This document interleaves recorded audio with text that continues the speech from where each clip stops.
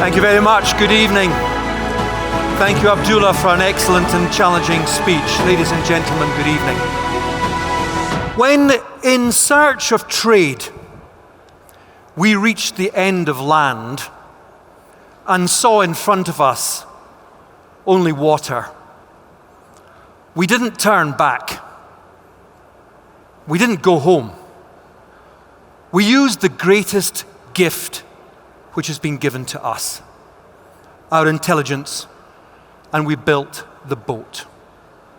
Technology in action. When the sun became too hot in the sky and there was no trees nearby, we used our brains to weave cloth into tents and canvases to give our own shade. When we couldn't dig quickly enough to farm crops for our children or to distribute them to feed people, we harnessed the power of coal, water, the ingenuity of the crankshaft, and we created engines that gave us all of the power that we needed.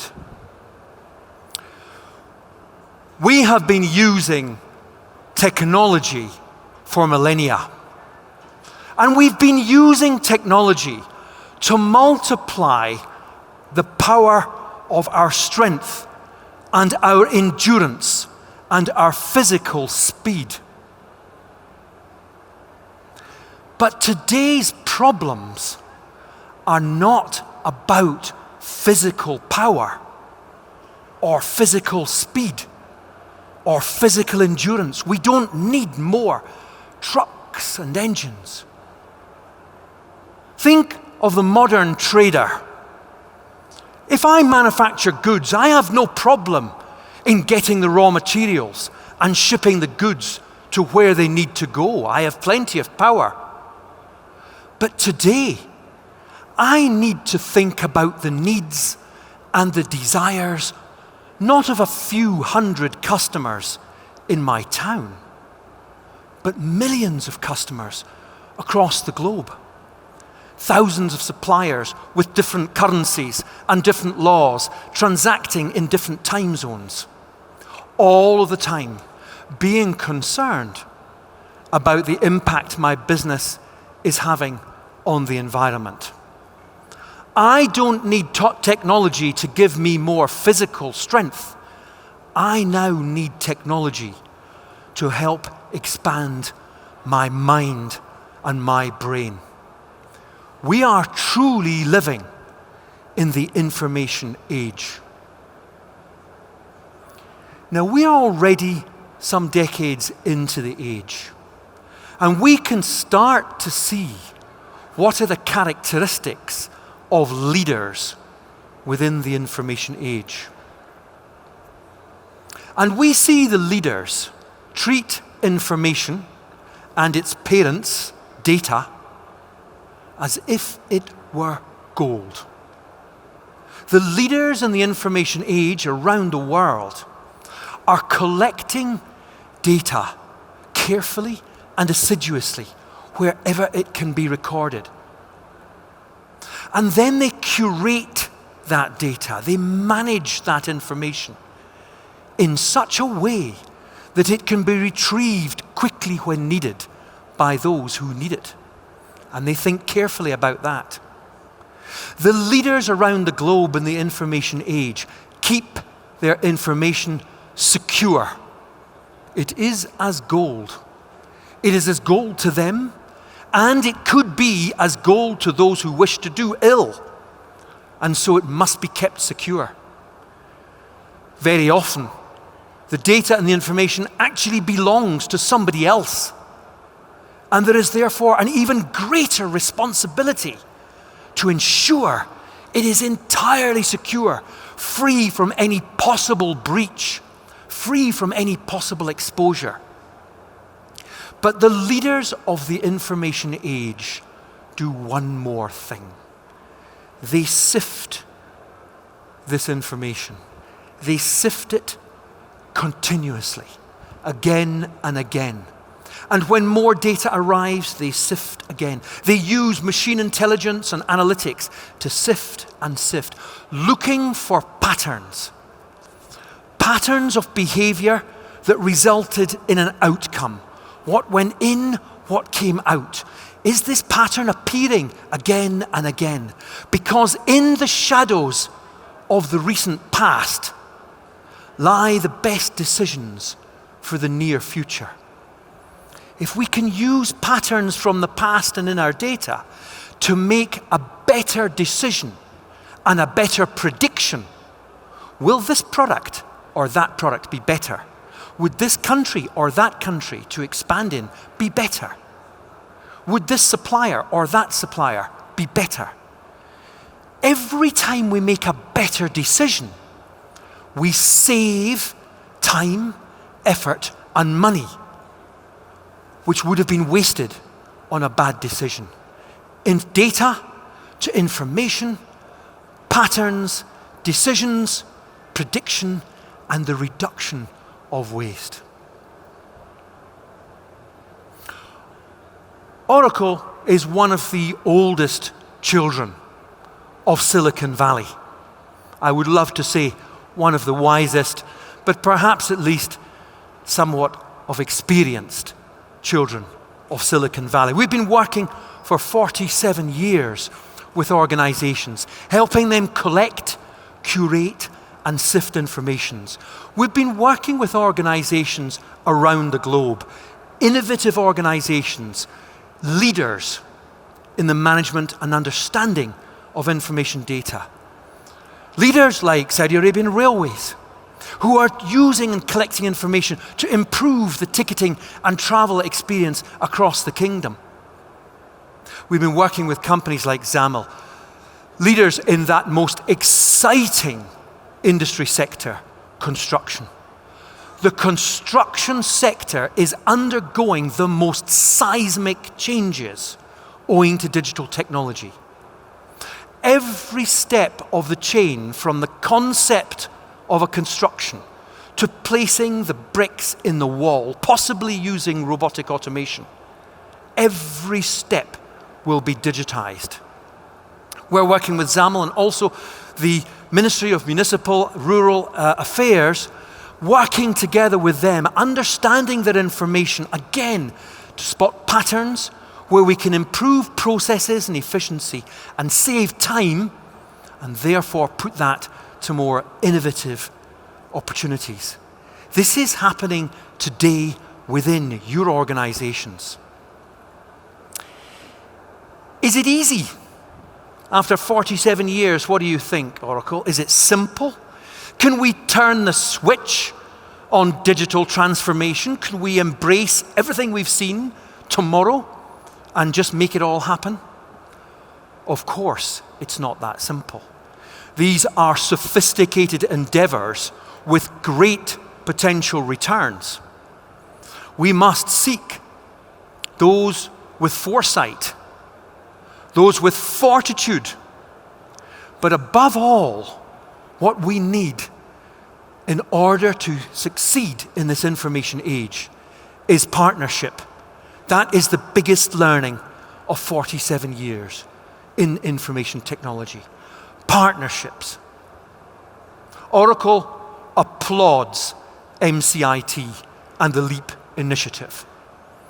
Oracle applauds MCIT and the LEAP initiative for many reasons, but perhaps above all, for providing organizations like ours a platform on which we can form new partnerships and extend existing ones. Because it is through these partnerships that we will be able to meet the challenges that we all face across the globe and are so well enunciated in Vision 2030. Sustaining our planet, caring for one another, our growing populations, and of course, none of this is possible without a vibrant economy. We are, in all likelihood, the first generation to truly understand that many of our resources are in fact finite. And we applaud the desire for net zero 2060 from Saudi Arabia as ambitious but realistic. We do believe that technology can help us reimagine not only new ways of creating energy, but also ways of conserving that which we have. And again, using patterns to make optimal predictions so we waste less time on things that aren't going to work. For example, there are millions of supply chains around the world from organization to organization. How much inefficiency is in these supply chains? How many trucks going in the wrong direction, half empty? We can optimize supply chains and save literally millions and millions of tons of carbon dioxide. We are working in projects with sensors inside machinery and inside equipment and buildings so that we can ensure that that equipment is kept to optimal conditions. It's serviced on time so that it's always as efficient as it can be. How many brake pads and tires are thrown on the waste heap because of an arbitrary service interval? Replace it every 6 months. With sensors, we can start to understand when parts really do require to be replaced and replace them only then. Oracle has its own aims. We aim to be completely net zero by 2050 across all of our organization. And for our data centers, for example in Jeddah, to be net zero by 2025. We see that as a very important part of our role, as well as optimizing thousands of organizations' supply chains to be more effective. We're also working with innovative organizations. In agriculture, for example, between 20 and 40% of crops across the globe are lost owing to pests and disease. We're working with innovative organizations who use drones to collect huge quantities of video footage. And they use that to spot patterns, patterns of movement, patterns of behavior. We did this, that happened. We did this, that happened. To give optimum artificial intelligence advice to the minimization of disease. The same technology can be used in oceans and is being used in oceans. We can use it in the Red Sea to make sure that we can track plastics in the ocean and recover them.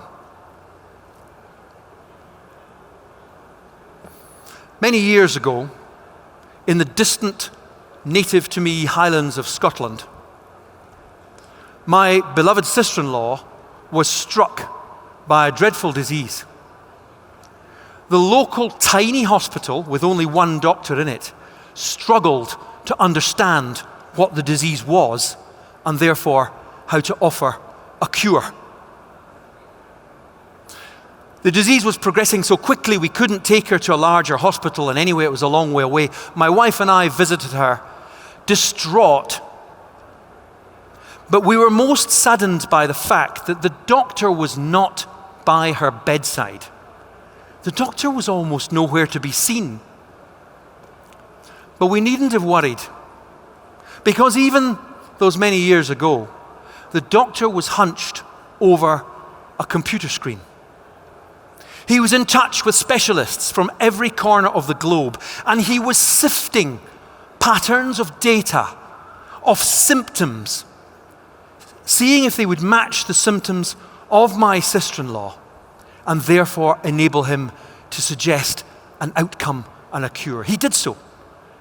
And the information he got and the patterns he saw saved my sister-in-law's life.